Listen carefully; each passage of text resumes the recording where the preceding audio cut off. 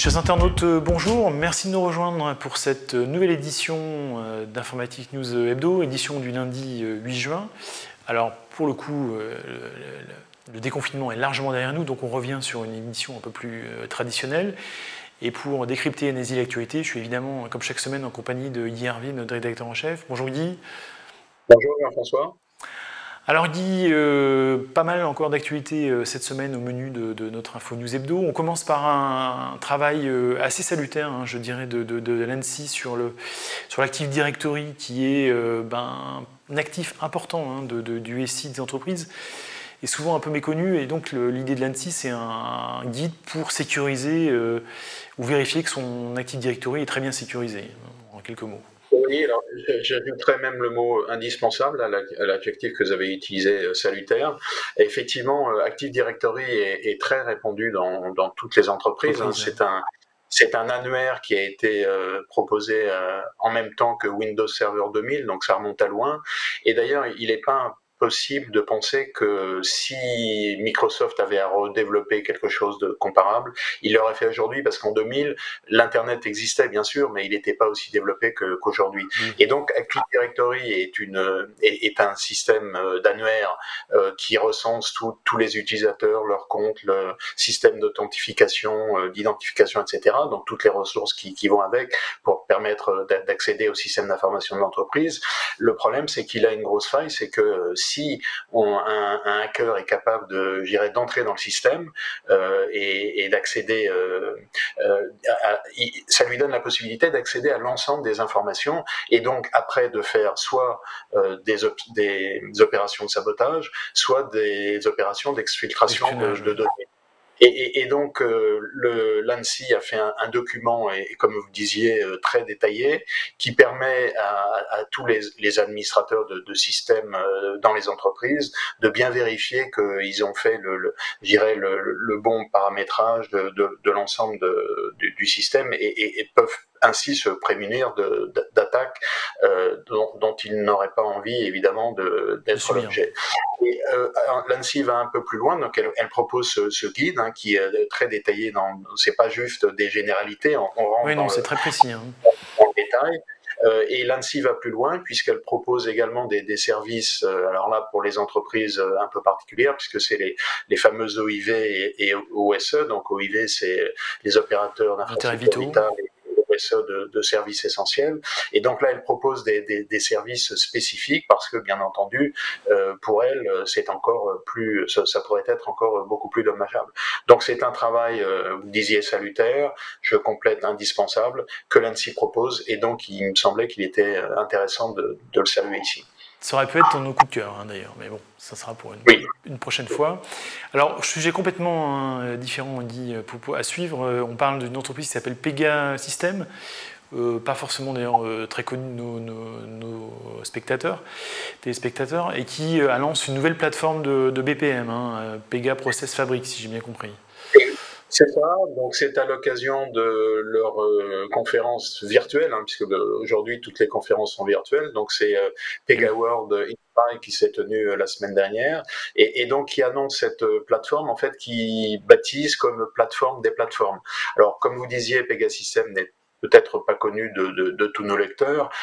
C'est un éditeur de logiciel qui a été créé dans les années 80 et qui est spécialisé à la fois dans le CRM et le BPM, est plus connu sans doute dans le domaine du BPM. Et donc c'est dans ce domaine-là qu'ils ont annoncé cette plateforme.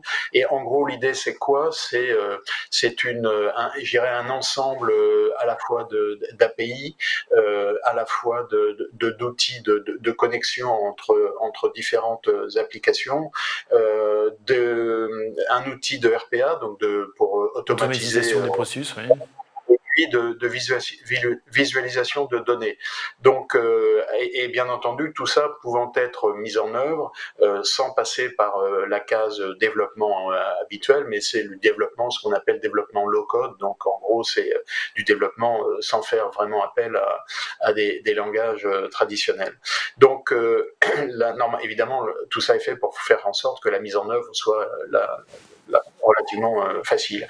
Et donc, en gros, l'idée, c'est quoi? C'est de permettre à des directions différentes, on va dire par exemple le marketing, les ventes et puis le support, au lieu d'aller chacun dans leur coin et de développer des choses qui soient un peu séparées et disjointes, eh ben, permettre d'avoir une espèce de gestion des processus globaux pour lancer les opérations, je dirais, de manière beaucoup plus simple. Donc, je dirais que l'intention est intéressante. Après, il faut voir dans le détail comment ça se met en œuvre. Ça se manifeste. Ça paraissait intéressant en termes de principe d'en parler aujourd'hui. Alors Guy, autre, j'allais dire nouveauté, hein, on n'en parle pas souvent, une start-up australienne, hein, celui qui s'appelle Megaport. Start-up parce qu'elle a été lancée dans les fins des années 2010-2013 de mémoire, et qui lance une offre de réseau as a service en France. Exactement, donc c'est du NAS, donc c'est le NAS, pas le NAS, mais N2AS, donc c'est Network as a Service. Et donc l'idée là, c'est de proposer, alors ils arrivent en France, hein, ils étaient déjà dans un certain nombre de pays d'Europe, ils arrivent en France, leur offre, c'est quoi? C'est la possibilité de faire alors on est dans le SDN, dans le Software Defined Network, c'est la possibilité de proposer des connexions dynamiques et flexible entre les opérateurs de cloud. Et donc, ils font état ils disent qu'ils ont accès à 350 opérateurs de cloud. Donc, bien sûr, il y a les plus importants qu'on connaît et qu'on cite en permanence. Ils sont présents sur 600 data centers avec 170 points d'accès. Donc, en France, alors ils ont, quand on dit ils ont des data centers, c'est qu'en fait ils sont disponibles sur les grands data centers du marché, quoi. Equinix, Interaction, Telehouse, tous ces gens-là. Donc c'est pas leur propre data center en propre, mais ils sont chez des hébergeurs. Et donc, le Software Defined Network permet finalement de faire la combinaison entre des connexions directes et puis éventuellement, le cas échéant, de l'Internet ou de la 5G, de mixer tout ça de manière dynamique, mais en utilisant de manière un peu prioritaire les connexions directes parce qu'il y a nécessité aujourd'hui, pour les raisons qu'on connaît, pour les raisons de débit, pour des raisons de temps de latence, pour des raisons de sécurité, bien entendu. Donc, je dirais que c'est une offre qui arrive à point et qui va dans l'évolution vers le cloud, le multi-cloud et les clouds hybrides. Très bien. Alors Guy, le edge computing, c'est définitivement le sujet de l'année 2020, hein, au-delà des événements liés au Covid. Donc là, j'allais dire, une nouvelle étude d'IDC remet une pièce dans le jukebox, comme on disait dans la jeunesse, comme les anciens. Donc voilà, le edge computing, où est-ce qu'on en est? C'est une étude, en fait, il y a deux chiffres à retenir. L'idée principale de cette étude, c'est que, en gros, le edge computing, comme on le désigne couramment, donc l'informatique à la périphérie, qui finalement était l'informatique décentralisée dont on parlait il y a quelques années. Hein. Donc maintenant c'est à la périphérie et donc ça en 2023 ça représentera 50% des nouvelles infrastructures contre 10% aujourd'hui. Donc ça veut dire que c'est un développement qui va être à la fois massif et important et donc je dirais que c'était ça le message principal de cette étude qu'elle décline je dirais sur différents domaines. Donc il y a pour les telcos, il y a pour les entreprises, il y a pour les industries, donc parce qu'il y a évidemment le edge computing, c'est dans le cas des industries, dans le secteur industriel. Il y a tout ce qui est dans l'Internet des objets, donc on est assez proche de l'industriel. Et puis il y a ce qu'ils appellent l'edge tactique, donc en gros c'est pour la mise en place d'infrastructures éphémères qui n'ont pas duré dans le temps. Donc ils répertorient un petit peu tout ça. Mais je dirais que le c'est que le edge dont on parle va devenir quelque chose de très important et c'est lié au fait que finalement on a de plus en plus besoin de traiter en local des informations en grand volume et quasiment en temps réel et donc ça il faut que ça puisse se faire à la périphérie. Donc la périphérie, quand on y est, c'est en local, avec évidemment des interactions avec le cloud pour des traitements un peu plus lourds et qui nécessitent pas d'être faits en temps réel. Donc c'est une évolution qui était intéressante à mentionner et que cette étude rappelle. Très bien. Et puis on finit par un passage en revue en bref de l'actualité, par NetApp, qui fait l'acquisition d'un spécialiste du DevOps, une startup qui s'appelle Spot. Il fallait aussi évidemment en parler. Tout à fait. Alors on en parle en fait d'ailleurs parce que ils font cette acquisition Spot qui n'est pas c'est pas l'acquisition du siècle. Donc comme vous le disiez, c'est pour proposer des services d'optimisation de charges entre différents clouds et la possibilité de pouvoir passer une charge de travail d'un cloud à un autre. Mais c'est parce qu'en fait NetApp dans les 2 derniers mois a fait donc ce rachat, mais 2 autres rachats, donc 3 rachats en 2 mois, ça fait beaucoup. Ils avaient racheté une société qui s'appelait Talon Software il y a pas très longtemps, qui était elle plutôt spécialisée dans la centralisation de données dans le cloud. Ils avaient fait également, et on en avait parlé, l'acquisition de Cloud Jumper, qui elle est plutôt spécialisée dans le VDI. On avait noté à l'époque que c'était opportun avec le Covid, bien sûr. Oui, avec le VDI qui se développe. Donc, je dirais qu'une stratégie assez offensive de ces derniers mois de NetApp qu'il était intéressant de mentionner. Oui, qu'on voyait un peu peut-être endormi par rapport à d'autres acteurs du stockage, enfin, en tout cas, la personne qu'on peut en avoir, qui là, visiblement, se réveille de manière un peu dynamique. Alors Guy, autre sujet qui va de la semaine, qui est le sujet que vous avez retenu, c'est une initiative européenne sous l'impulsion de l'Allemagne et de la France, qui fait que l'Europe fait un premier pas vers la création d'une infrastructure de données en propre, je veux dire, donc, et qui s'appelle Gaia X, c'est ça le nom de l'initiative. Gaia X, donc Gaia pour la Terre, et donc c'est une initiative franco-allemande, donc avec Bruno Le Maire d'un côté, Peter Altmaier, son homologue allemand, et donc ça fait suite déjà, ça sort pas du chapeau, ça fait suite déjà à des initiatives qui avaient démarré l'année dernière. Et l'objectif, alors c'est assez difficile d'expliquer ce que c'est ce Gaia X. Ça ressemble un petit, enfin en tout cas l'idée c'est une initiative franco-allemande à vocation européenne, dimension européenne, dont l'objectif est de donner la souveraineté de l'Europe en matière d'infrastructure informatique et donc de cloud, puisque le cloud ça va être aujourd'hui aujourd'hui et demain structure prépondérante, et donc pour des raisons de souveraineté de données, pour des raisons de sécurité. Donc, de quoi s'agit-il? L'idée, c'est pas de refaire ce qui avait été fait au niveau national de cloud souverain. On a vu ce que ça avait donné. Vous nous rassurez, c'est pas un nouveau Numergy, on est d'accord. Je dirais que c'est plutôt de fédérer les infrastructures existantes, de faire en sorte qu'elles puissent communiquer entre elles, qu'elles soient interopérables, d'établir des normes communes.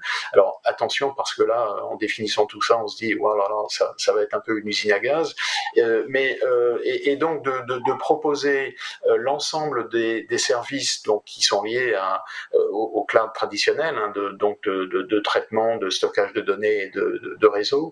De proposer l'ensemble de ces services par l'intermédiaire d'une interface qui sera relativement simple et qui permettra d'accéder à des services qui seront proposés par les différents participants. Donc pour démarrer, il y a d'un côté il y a 11 entreprises françaises et 11 allemandes. Alors je dirais que d'ailleurs le fait qu'il y en ait 11 de chaque côté, ça m'a un petit peu interloqué, parce que, enfin pas interloqué, mais ça m'a un peu sensibilisé. Et pourquoi 11 des deux côtés? Enfin, je veux dire, si on commence déjà d'emblée à se dire il faut qu'il y ait maintenir une sorte de neutralité, enfin d'objectivité un peu partout, ça va être compliqué. Bon, enfin, c'est pas là le sujet. Donc parmi les 11 en France, il y a les opérateurs de cloud qu'on connaît, hein. Il y a Outscale, Scaleway, OVH, il y a aussi Orange. Et puis en Allemagne, il y a Deutsche Telekom, SAP, il y a des industriels comme BMW. Donc c'est assez composite. Et donc, bon, c'est le tout début de cette initiative. Il n'y a pas de, je dirais qu'il n'y a pas de montant d'investissement qui ont été présentés parce que pour l'instant, il ne s'agit pas de développer, mais plutôt de fédérer ce qui existe et dans un deuxième temps de développer quelque chose. Donc, je pense qu'il va falloir le suivre très attentivement. C'est intéressant. Évidemment, la question qu'on pourrait poser, c'est très bien, mais est-ce que c'est pas un petit peu tard parce que c'est quelque chose qu'on aurait pu faire bien avant. Bon. En tout cas, c'est là. Espérons que ça va fonctionner. Et alors maintenant, à quoi le comparer? J'avoue que j'ai eu un petit peu de mal. Je me suis dit, est-ce que c'est pas quelque chose comme qui ressemblerait un peu à, vous vous souvenez, dans le transport aérien avec Amadeus et les systèmes de réservation qui était l'initiative lancée par 4 compagnies aériennes.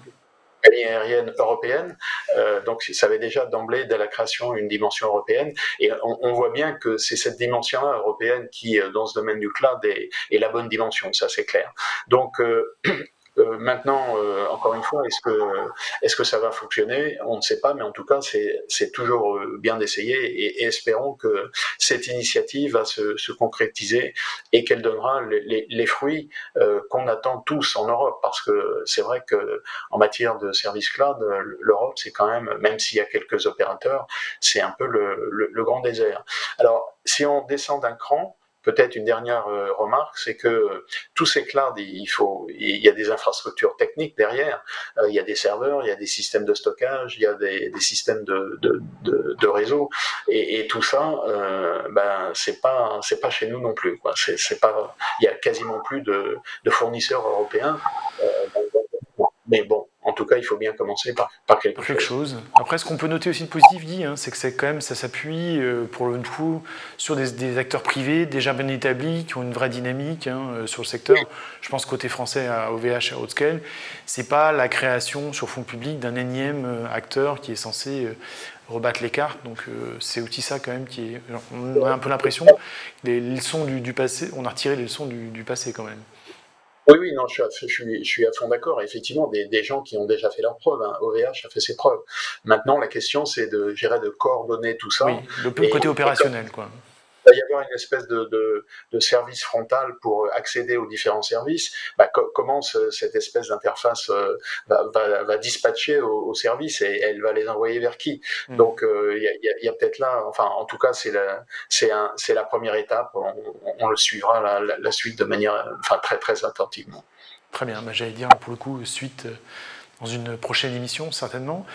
Guy, on arrive bientôt au terme de cette émission et je propose qu'on conclue sur notre traditionnel, cette fois-ci c'est un coup de cœur, et on parle de distance, à la fois de deux choses, distanciation sociale et réalité virtuelle. En réalité virtuelle, on en parle beaucoup et on cherche un peu désespérément les réalités concrètes. Là, pour le coup, Google, avec un outil, permet de concrétiser cette fameuse distanciation sociale que tout le monde a à la bouche en ce moment, bien sûr. Oui, alors pour moi, c'était plutôt un coup de gueule d'ailleurs. Je le voyais un peu comme ça. Donc, comme vous le disiez, c'est sur votre smartphone. Sur votre smartphone. C'est un outil de réalité virtuelle qui vous permet de tracer une espèce de cercle pour vous montrer où sont les 2 mètres. Alors pourquoi 2 mètres? Parce que vous avez remarqué qu'aux États-Unis, en fait, la distance distance qui est pour la fameuse longueur de la distanciation sociale, c'est 6 pieds. 6 pieds, ça fait 1,80 m. Alors que nous, on parle de 1 mètre. Ouais. Donc, c'est pour ça que Google a fait 2 mètres pour prendre les 20 cm complémentaires. Donc, ça veut dire que pour nous, on a un peu plus loin. Mais je dirais que cet outil-là, comme des outils du style Stop Covid, ils peuvent être intéressants. Alors, les deux sont différents d'ailleurs, parce que Stop Covid, basé sur le volontariat, il faut qu'il y ait quand même beaucoup de gens qui l'utilisent, sinon ça ne sert pas à grand-chose. Là, c'est en gros pour être sûr que vous êtes bien à 2 mètres de quelqu'un, donc c'est une utilisation individuelle. Mais tout ça arrive, c'est un peu dommage, arrive un petit peu tard. Ce qu'on pourrait dire, c'est que finalement, ce n'est pas à souhaiter, bien sûr, c'est que s'il y avait une prochaine vague, ou en cas d'une autre épidémie, on aurait ces outils à disposition et donc on serait mieux armé. En tout cas, ça nous permettra de mieux répondre la prochaine fois. Pour cette fois, vous avez vu que les terrasses des cafés sont ouvertes et que la distanciation sociale, j'ai l'impression qu'elle est... Oui, les 2 mètres sont pas forcément... Tout le monde n'a pas utilisé l'application virtuelle de Google, hein, c'est sûr. Un vieux privé, hein. En tout cas, c'est moi l'impression que ça m'avait donné. Très bien, Guy, je propose qu'on conclue là-dessus. Et puis, merci encore de votre analyse. Merci à toutes et à tous de nous avoir suivis. Je vous propose de nous retrouver la semaine prochaine pour une nouvelle édition d'Informatique News Hebdo. En attendant, très belle semaine. Merci.